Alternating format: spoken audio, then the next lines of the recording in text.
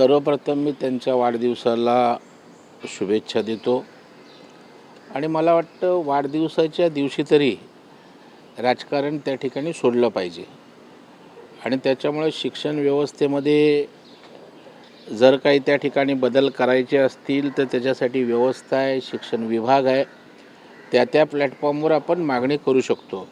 पण सद्यस्थितीचा आधार घेऊन या ठिकाणी वाढदिवसाला पण त्या ठिकाणी अशा प्रकारचं वक्तव्य करणं जे 24 तास त्या ठिकाणी राजकारणाने बरबटलेलं अशा प्रकारचं वक्तव्य या ठिकाणी मला वाटतं. खरं म्हणजे त्यांनी त्यांच्या बांधवाला, त्यांच्या बंधूला शुभेच्छा देण्यामध्ये जरा 2-4 वक्तव्य जास्त मनापासून केली असती तर बरं वाटलं असतं, परंतु तो सोपस्कार उरकला आणि त्या ठिकाणी अशा प्रकारची वक्तव्य त्या ठिकाणी करतात. येणाऱ्या विधानसभा अधिवेशनात दगलबाज आणि शिवाजी कोण होता या पुस्तकावर बंदी आणण्याकरता मुख्यमंत्र्यांना आग्रह करणार असं संजय गायकवाड म्हणतात. एकीकडे शिवसेना ही बाळासाहेबांच्या विचारावर चालणारी आहे, मात्र त्याच वेळी त्यांच्या वडील प्रबोधन ठाकरे यांच्या पुस्तकावर बंदी आणण्याची मागणी संजय गायकवाड करतात. नाही, संजय गायकवाड या ठिकाणी कसे बोलतात, कसे वागतात हे संपूर्ण महाराष्ट्र पाहतोय आणि छत्रपती शिवाजी महाराजांच्या सन्मानाच्या संदर्भात या ठिकाणी मुख्यमंत्री आणि राज्य सरकार सदैव त्या ठिकाणी दक्ष असतं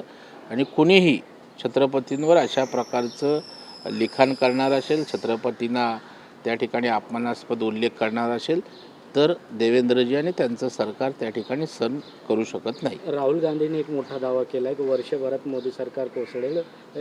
हिंदू मुस्लिम आणि महागाईच्या या मुद्द्यावरून त्यांचं सरकार कोसळेल कसा पाहता? 15 वर्ष अशाच प्रकारची अपेक्षा करून त्या ठिकाणी ते आहेत आणि माननीय मुख्यमंत्र्यांनी वन लाईन स्टेटमेंट दिले, मुंगेरी लालके हसीन सपने. त्यांनी स्वप्न पाहत राहावी, मेहनत करायला नको, लोकांच्या प्रश्नांवर लढायला नको, संघटन बांधायला नको, अशाच प्रकारे काहीतरी बोलायचं, चर्चेत राहायचं. अलीकडच्या काळात आशांनी पक्ष वाढत नाही, सत्ता मिळत नाही, दुसऱ्याची सत्ता घेता येते. शिंदेच्या शिवसेनेचे 40 आमदार हे भाजपच्या संपर्कात आहे असं रोहित पवार म्हणतात. नाही, आता रोहित पवारांनाच विचारा ना, त्यांच्याकडे सांगा कुठून माहिती मिळाली, कशी माहिती मिळाली. आता त्यांचे विषय संपले असतील बहुतेक, मग नवीन काहीतरी विषय काढायचा.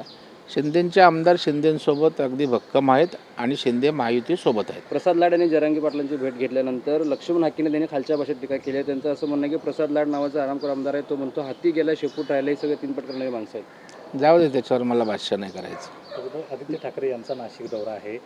पुन्हा एकदा पक्ष संघटन मजबूत करण्याच्या दृष्टीनं नाशिकमध्ये ते गेलेलं त्यानंतर नाही, चांगलं आहे ना. उलट हे अगोदर केलं असतं, सत्ता असती आणि त्यावेळेला मंत्रिपद घेण्यापेक्षा ते एखाद्या नेत्याला देऊन स्वतः राज्यभर फिरले असते तर कदाचित जास्त आमदार आले असते, संघटन आणखी मजबूत झालं असतं. उशिरा सुचलेलं शहाणपण आहे, पण काय वाईट नाही आहे. संघटना बांधणीसाठी फिरत आहेत, त्यांना शुभेच्छा आहेत. नाना पटोलेंनी एक टीका केली आहे की मोदींच्या चुकीच्या धोरणामुळे नागरिकांना गॅससाठी सकाळपासून रांगांमध्ये उभं राहावं लागतं. आता नानाचं धोरण काय असतं आणि नानाच्या नाना तरा महाराष्ट्र पाहतोय आणि त्याच्यामुळं मोदी साहेब आहेत म्हणून आज देश त्या ठिकाणी संतुलित अवस्थेत आहे. आपण बघाल की इतर देशांची अवस्था जर बघाल तर आगडोम महागाईचा उसळला आहे. अगदी शेजारचा पाकिस्तान बघा. अशा वेळेला देशाची अर्थव्यवस्था ठीक ठेवणं, दर नियंत्रित ठेवणं, यामध्ये अतिशय बॅलन्स साधण्याचं काम किंबहुना भूमिका माननीय मोदी साहेबांनी घेतलेली आहे. मला वाटतं देश अडचणीत असतो, संकटात असतो, त्यावेळेला तरी राजकारण बंद करावं, परंतु ह्यांना 24 तास मोदी साहेब भारतीय जनता पार्टीच्या राजकारणाशिवाय काही दिसत नाही. जसं मराठी बोलता येतं तसं हिंदी पण बोलता आलं पाहिजे. तुम्ही बाहेर जावा, कर्नाटक असेल, बेंगळूर असेल, तिकडं मराठी नाही चालणार, हिंदी चालणार. जे आहे ते आहे. हे नाटक नाही करत आहे किंवा हे करत नाही असं कालिदास कोळंबकर म्हणतात आहे. मराठीसोबत हिंदी देखील आलंच पाहिजे.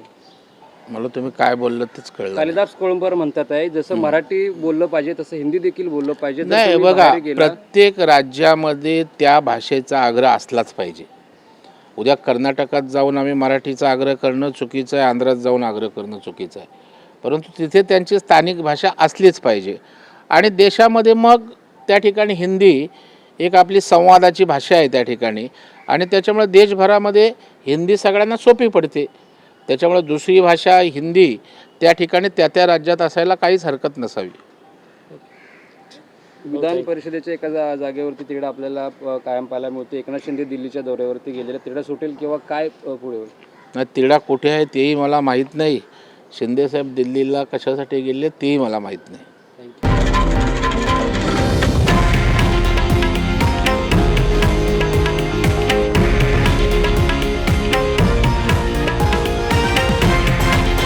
हे आहे देशातील नंबर 1 न्यूज नेटवर्क आणि आपण पाहत आहात TV9 मराठी, एकमेव.